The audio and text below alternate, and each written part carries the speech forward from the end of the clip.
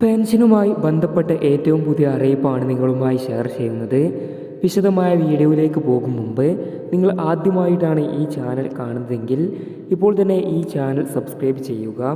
കൂടാതെ തൊട്ടടുത്തുള്ള bell icon കൂടി പ്രസ് ചെയ്താൽ ഞങ്ങൾ അപ്ലോഡ് ചെയ്യുന്ന വീഡിയോ നിങ്ങൾക്ക് അപ്പോൾ തന്നെ നോട്ടിഫിക്കേഷനായി ലഭിക്കുന്നതായിരിക്കും. സംസ്ഥാനത്തെ ക്ഷേമ പെൻഷൻ വർദ്ധിപ്പിക്കാൻ സർക്കാരിന് പദ്ധതിയുണ്ടെന്ന് മുഖ്യമന്ത്രി പിണറായി വിജയൻ. ക്ഷേമ പെൻഷൻ ആനുകൂല്യങ്ങളുടെ 5 ഗഡു കുടിശ്ശികയുണ്ട്. സമയബന്ധിതമായി പെൻഷൻ കുടിശ്ശിക കൊടുത്തു തീർക്കും. കുടിശ്ശികയുള്ള 2 ഗഡു 2024-25 സാമ്പത്തിക വർഷം വിതരണം ചെയ്യും. 2025-2026 സാമ്പത്തിക വർഷം 3 ഗഡുവും വിതരണം ചെയ്യുമെന്ന് മുഖ്യമന്ത്രി നിയമസഭയെ അറിയിച്ചു. പെൻഷൻ്റെ ഭൂരിഭാഗവും സംസ്ഥാന സർക്കാരാണ് നൽകുന്നത്.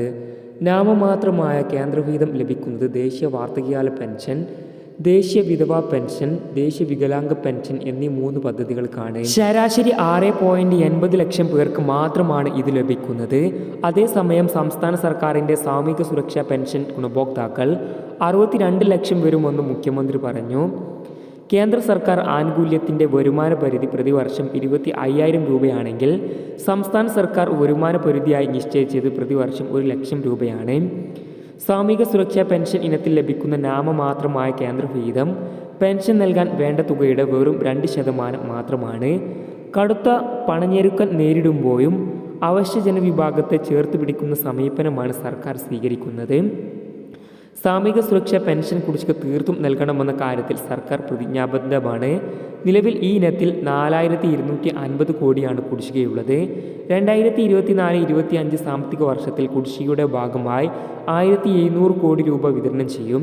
2021 മുതൽ കേരളം കേന്ദ്ര വിവേചനം നേരിടുകയാണ്.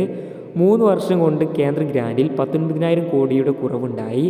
സാമ്പത്തിക ഉപരോധത്തിനൊപ്പം നികുതി വിഹിതവും വെട്ടിക്കുറച്ചെന്നും മുഖ്യമന്ത്രി ആരോപിച്ചു. കൂടുതൽ പെൻഷൻ വിതരണ അറിയിപ്പുകൾക്കായി നിങ്ങൾ ആദ്യമായിട്ടാണ് ഈ ചാനൽ കാണുന്നതെങ്കിൽ ഇപ്പോൾ തന്നെ ഈ ചാനൽ സബ്സ്ക്രൈബ് ചെയ്തുകൊണ്ട് തൊട്ടടുത്തുള്ള ബെൽ ഐക്കൺ കൂടി പ്രസ് ചെയ്യാനായി മറക്കരുത്.